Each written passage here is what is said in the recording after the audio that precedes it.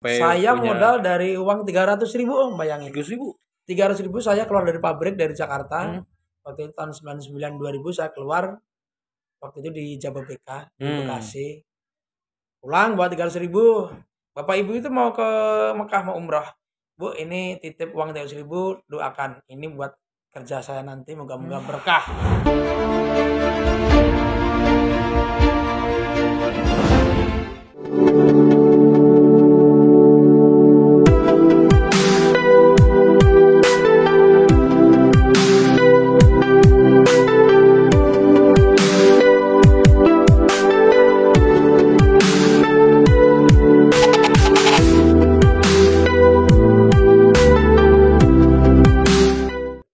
Assalamualaikum warahmatullahi wabarakatuh. Balik lagi di channel gua Setiadi Gunto.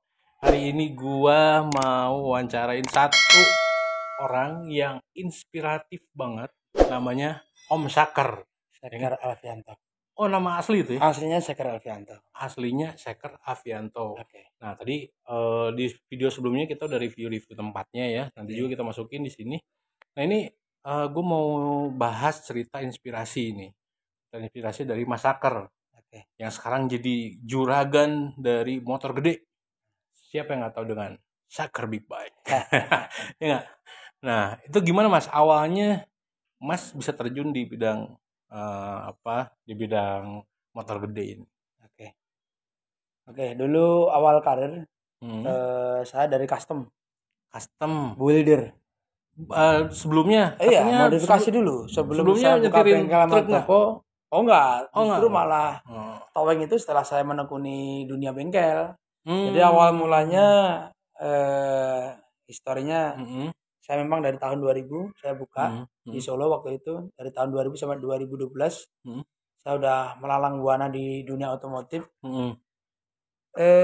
Dulu pakai nama Saker Modified. Karena memang saya bergerak di bidang otomotif, yaitu custom modifikasi motor.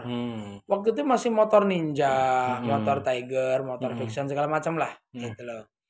Sampai akhirnya tahun 2005 mulai merambah ke motor besar. Itu pun saya Jepangan dulu. Oh, Jepangan dulu. Berawal dari Jepangan. Jadi nggak langsung dunia Harley, nggak memang. Jadi yang saya pegang itu waktu itu Bandit, macam CB.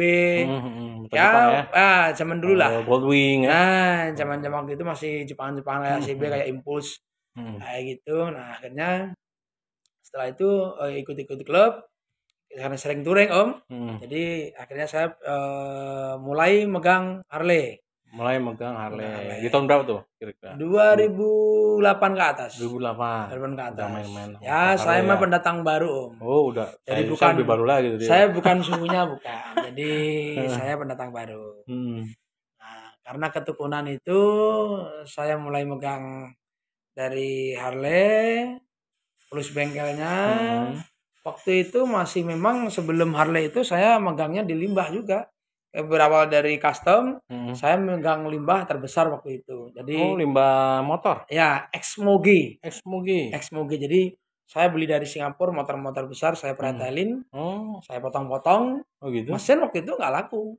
Yang laku ya sedon, swing arm, terus pelek segala macam. Ban, aksesoris. Pokoknya selain mesin aja. Mesin nggak kepake gitu ya. Nah, untuk ban sendiri juga waktu itu beda sama sekarang. Carinya juga waktu itu memang susah. Cari ban-ban besar. Jadi Exmogi pun kita ambil juga. Nah, 2008 ke sana saya mulai megang Harley. Nah, terus mulai menekuni Harley plus bengkelnya, plus spare part-nya, plus towingnya. Nah, sekarang lebih terkenal di towing nih awalnya ya. Iya. Lebih terkenal di towing. Towingnya tuh udah kemana-mana tuh. Semua klub motor gede pakai towing Saker ya. Dan paling aman se Indonesia. Amin. Nah, itu gimana tuh kisah-kisah waktu pertama ngerintis towing gimana tuh Mas? Karena kebutuhan, jadi saya itu pas waktu itu pakainya Anhang untuk ngirim-ngirim motor yang kita jual, yang untuk servis segala macam kita masih pakai storing kecil. Nah, mobil kecil gitu ya? Mobil Grand Max lah, mobil kecil. Dibikin storing, namanya storing. Itu untuk nganter yang servisan kita untuk antar jemput lah. Terus akhirnya teman-teman menggunakan untuk backup. Untuk backup towing segala macam. Orang-orang di sana membaca peluang bisnis juga akhirnya. Jadi terus digali ya. Nah, saya gali. Akhirnya tercetuslah pikiran saya itu, kenapa nggak saya bikin sekalian istilahnya orang itu datang dilayani semuanya. Apa sih kebutuhannya para bakers? Gitu loh. Datang mereka akan servis motor. Mungkin ganti oli, servis, ganti kampos segala macam, aki segala macam. Nah, orang servis sambil nungguin. Iya. Otomatis nungguin kan Om? Nungguin, otomatis pilih-pilih lah spare part, pilih aparel, ini ya. Termasuk jaket segala macam yang akan dipakai untuk touring. Ya kan? Tuh. Nah, otomatis di situ segala macam kita sediakan. Begitu mereka untuk touring, kita sediakan towing untuk pengangkutan. Oh, awalnya malah spare part dulu ya? Spare part bengkel dulu. Spare part bengkel ya. Dulu. Tapi memang politik saya memang istilahnya kalau bisnis itu di mana-mana kan istilahnya kan akan maju salah satu. Saya waktu itu berpikir gini, kalau bengkel terus yang maju, karena bengkel atau toko istilahnya udah jalan untuk penjualan, jual beli, bengkel, spare part udah, ya udahlah. Yang saya gembor-gemborkan akhirnya towing terus, setiap hari itu towing. Jadi di otak teman-teman atau di pikiran teman-teman itu seker towing. Nah, saya juga begitu. Taunya seker tuh towing doang. Saya ingin mengembangkan pikiran teman-teman itu bahwasanya saya memang megang towing. Begitu mereka datang mengambil motor, loh kok ada bengkel, loh kok ada toko spare part. Nah, mereka udah lama ini lah. Jadi mereka memang baru tahu. Itu memang yang istilahnya memang baru kenal ataupun istilahnya pendatang baru juga. Cuman kalau yang udah tahu saya dari awal, udah tahu awal mulanya memang bengkel. Basic saya dari dulu bengkel. Iya. Cuman memang gue lihat pelayanannya Om Sakar ini juara ya. Jam berapa aja ditelepon nggak diangkat, nggak pernah nggak diangkat. Siap pokoknya buat customer harus selalu siap, harus selalu puas. Iya benar. Nah dari apa sekarang gede ini itu kan awalnya kita ketahuinya masyarakat tuh dari towing ya. Padahal sebelumnya dari spare part. Nah ngedatengin spare part tuh berarti udah dari dulu ya Mas ya? Iya. Dari dulu udah sampai sekarang sepenuh ini gitu ya. Nah ini modalnya berapa nih kira-kira? Gue pengen tahu nih. Sebenarnya ini masalah dapur, cuman ini karena kedatangan tamu istimewa juga. Wah, pokoknya kita buka-buka, Bren. Buka nih. Untuk kemarin sebenarnya kita masih campur dengan motor sport, motor CBR, motor Ducati dan lain-lain. Tapi sekarang kita pisahkan. Dua tempat. Oh, ada dua sekarang? Ada dua sebenarnya. Wih, gila, tapi istilahnya memang saya akan bermain di belakang layar. Yang itu, yang motor sport itu ya. Itu satunya memang ada di sebelah, jadi nggak terlalu jauh dari sini, sekitar setengah kilo lah dari sini. Jadi masih di daerah Batu Nunggal juga. Itu memang variasi dari motor kecil sampai motor sport yang pokoknya motor sport lah. Ya sama lah ya, kayak kebutuhan motor Harley ini ada di situ. Ada. Itu di daerah mana Mas? Nggak apa-apa biar pada tahu. Di daerah Mengger. Di daerah Mengger. Oh yang dulu ya, berarti tempat yang dulu? Bukan. Kan di Taman Kopo. Oh Taman Kopo. Itu daerah Mengger ada. Tapi memang pikiran saya atau apa ya Om ya. Jadi saya pengen benar-benar itu terjun basah sekalian. Saya ada di dunia Harley. Jadi memang kebetulan saya mohon maaf sama teman-teman yang pegang motor sport yang dulu memang customer saya. Jadi memang bukan saya naktirikan, tapi saya benar-benar saya pisahkan kebutuhan anak Harley, servis, tempat itu di sini biar Harley semua. Gitu. Jadi dan Masnya sekarang lebih fokus ke Harley ya. Karena meskipun BMW, Victor, BMW masih kan ada masih masuk ke sini ya. Gitu. Jadi yang sport mungkin dipisahin tuh. Nah, jadi ada dua tempat nih. Permodalannya berarti gede banget ya Mas ya. Saya sekarang kayak towing juga kan udah banyak banget mobilnya ya berarti ya. Saya towing dari mulai mobil kecil mobil cold diesel orang bilang itu yang biasa buat bawa 6 sampai 8 motor maksimal. 6 sampai 8 tuh ditambah ditambah yang paling gede yang raksasa bisa bawa 25 30 yang 2 tingkat tuh nanti. Itu lebih aman lagi karena dia berpagar, ada kacanya jadi kayak motor di dalam akuarium kalau jalan. Iya bener. Jadi tontonan. Soalnya gue pernah ditowing juga tuh di Bali dulu ya.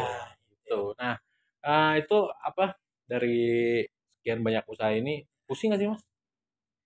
Sebenarnya kalau dibilang pusing sih, ya kita seperti sama istri aja Om. Sama istri ya? Ya kadang-kadang. Boleh nggak bongkar masalah istri? Jadi kadang-kadang kita ada gesekan sedikit, pusing sedikit, hal biasa. Tapi karena kita memang terjunnya di situ, di jasa pelayanan. Ya, bidang kita di situ mau nggak mau, kalau masalah ngurusin spare part, ngurusin towing, ngurusin customer mah apa ya namanya ya? Yang paling riskan itu memang menjaga konsumen. Untuk soal spare part kurang segimana atau mungkin jadi yang paling resiko atau riskan mungkin kadang-kadang dimarahin orang.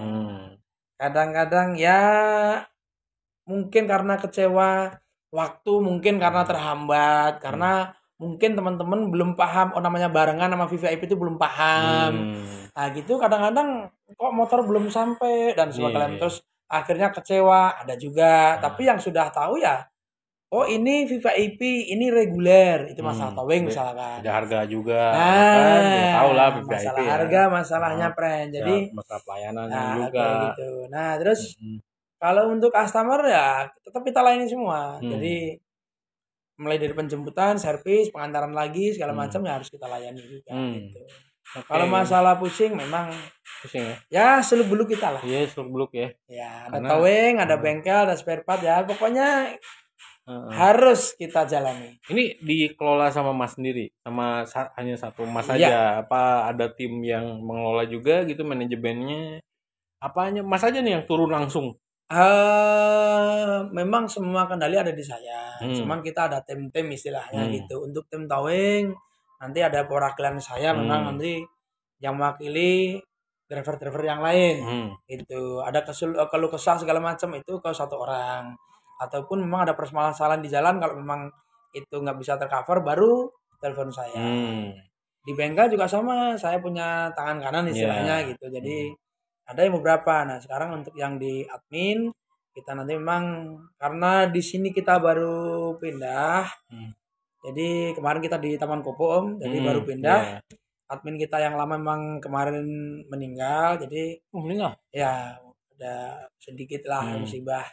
Jadi ini admin online dan admin offline baru bisa dipegang besok. Itu. Iya. Jadi nanti kita galakkan di online-nya juga. Online-nya juga ya. Katanya dulu sering nyetirin mobil juga ya, nyetirin mobil. Sampai sekarang juga masih Om. Jadi sampai sekarang itu kalau ada acara-acara besar itu pasti saya ada. Pasti saya ada.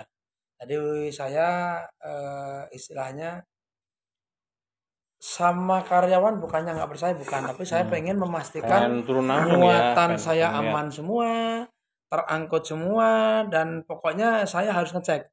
Mereka nalinya bagaimana, natanya bagaimana, saya harus ngecek semua. Begitu motor udah kelar semua, kalau memang rombongan itu istilahnya cuman sedikit, saya langsung pulang pakai pesawat. Tapi kalau misalkan memang yang paling gede itu ada yang double deck, itu saya biasanya memang ada di situ. Dari tantangan buat saya untuk termasuk bawa gitu loh. Jadi suka bawa juga mobil yang saya sering bawa. Yang gede itu justru malah saya di hati ini apa ya kayak bangga lah gitu loh. Bangga sama seneng. Jadi udah jadi kayak hobi Om gitu. Jadi selain memang hobi akhirnya jadi senang jadi profesi. Iya. Jadi karena ya usaha juga harus disenangi ya. Dari hobi apalagi kita hatinya gembira gitu ya dengan usaha itu ya pasti lebih enak kerjanya ya Mas ya. Timbang paksa gitu. Nah itu ya dari banyak obrolan ini nih Mas nih. Kira-kira nih buat para bikers dan para pengusaha apa nih tips-tips dari Mas buat mereka nih? Tip apa ini dulu? Ya, tip bertahan atau tip apa ini? Bertahan hidup, tips cari istri lagi. Tips buat para bikers yang punya motor gitu ya. Apa nih tips-tipsnya yang pada buat bikers yang pada punya motor? Yang kedua ya yang mau menjalani usaha gitu ya. Apa tipsnya nih, Mas? Bisa sampai sesukses ini gitu. Satu-satu dulu. Iya, oke. Untuk tip para bikers yang punya motor terutama. Jadi untuk perawatan motor berkala mungkin di 2 bulan atau 3 bulan sekali silahkan, kalau memang motor nggak dipakai sering-sering dicek. Itu dari olinya, kalau memang mau buat touring cek dulu. Cek semua dari rem, minyak rem, terus kelistrikan semua. Termasuk aki terutama yang rentan itu. Kadang-kadang di rumah masih bisa di starter, begitu udah jalan berapa kilo mati ya. Itu harus sering dicek. Karena kan kadang-kadang motor nggak dipanasin, cuman dicas terus, di charger terus.